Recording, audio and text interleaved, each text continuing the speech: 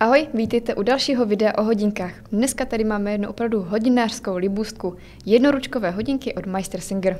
No tak to už dlouho neobkecáváme a pojďme rovnou na to.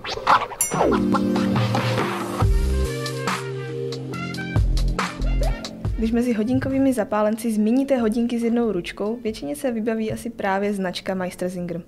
Ta za svou 20letou historii stihla přijít s vlastními in-house strojky a přesvědčit někdy tvrdošínou komunitu, že má na trhu své opodstatněné místo.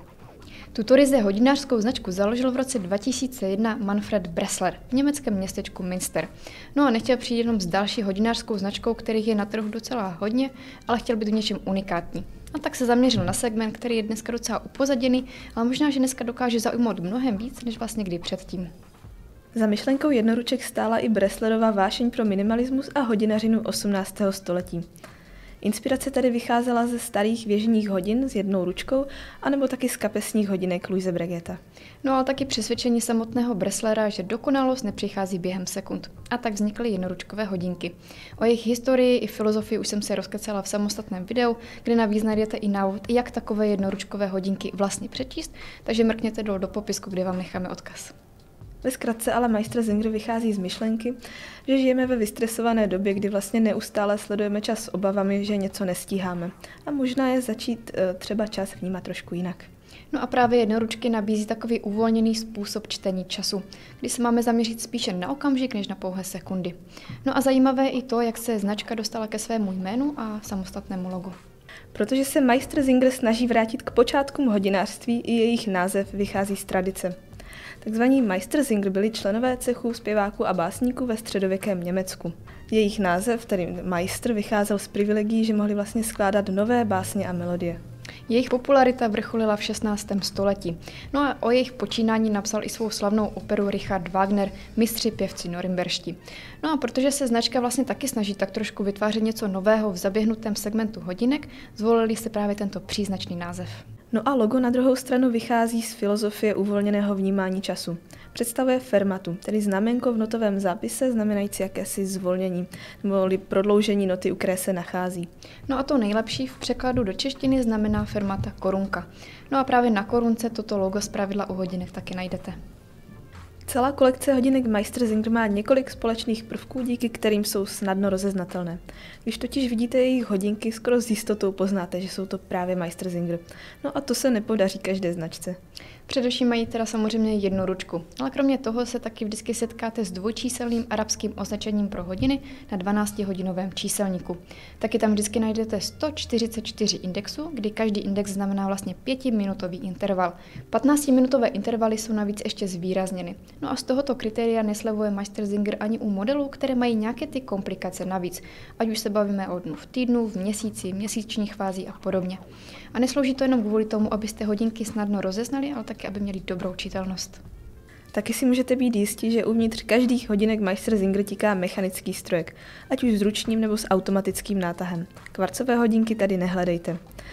Taky proto, že Meistersinger odkazuje na tradici hodinařiny a taky proto, že vlastně mechanické hodinky si většinou nepořizují lidé, kteří potřebují hlídat čas na vteřinu přesně.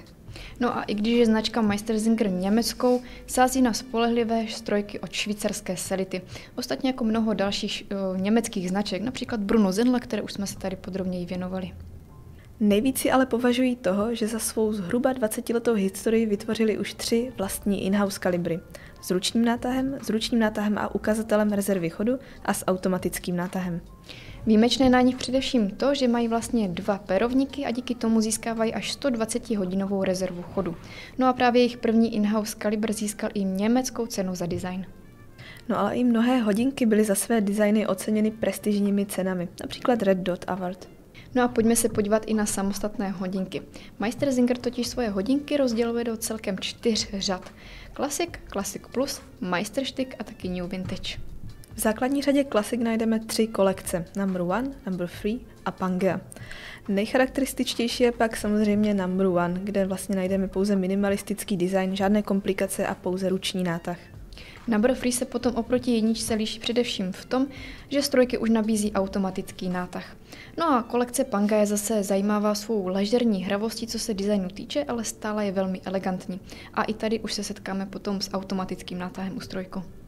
Další je řada Classic Plus, která je zdanlivě zaměnitelná s klasickou řadou, ale má zkrátka něco navíc. Meistersinger si tady více hraje s barvami a zobrazením data, třeba u kolekce Perigraf. Z designového hlediska určitě nejvíce zaujme kolekce Astroskop, která zobrazuje den v týdnu podle babylonského přiřazení planety k určitému dni v týdnu. No a v neposlední řadě určitě zaujme i kolekce Unomat, která nabízí zvýšenou voděodolnost 300 metrů, šroubovací korunku i dýnko a taky jsou ty hodinky antimagnetické. Takže se dá vlastně říct, že tato kolekce Unomat je vlastně jedinou ryze sportovní kolekcí u Meistersingeru. V další řadě Meisterstück najdeme opravdové mechanické skvosty. Zatímco v ostatních řadách se sází na sice prověřené, nicméně základní strojky od Celity, právě v řadě Meisterstück najdeme zajímavé komplikace, no a v kolekci Circularis dokonce zmiňovaný vlastní strojek. Esteticky nejzajímavější jsou potom asi kolekce Lunaskop a Stratoskop, které zobrazují měsíční fáze. Například u Stratoskopu si potom tuto podívanou můžete vychutnat i v noci, a to díky bohaté luminescence. Mojí asi ale nejoblíbenější je popravdě kolekce Bell Ora, protože hodinky z této kolekce každou hodinu vydají asi ten nejlíbeznější tón. Něco takového. Tento hodinový alarm si ale samozřejmě můžete i vypnout, například když jste v divadle nebo když půjdete spát, ale z hodinářského hlediska se jedná o opravdový Meisterstück.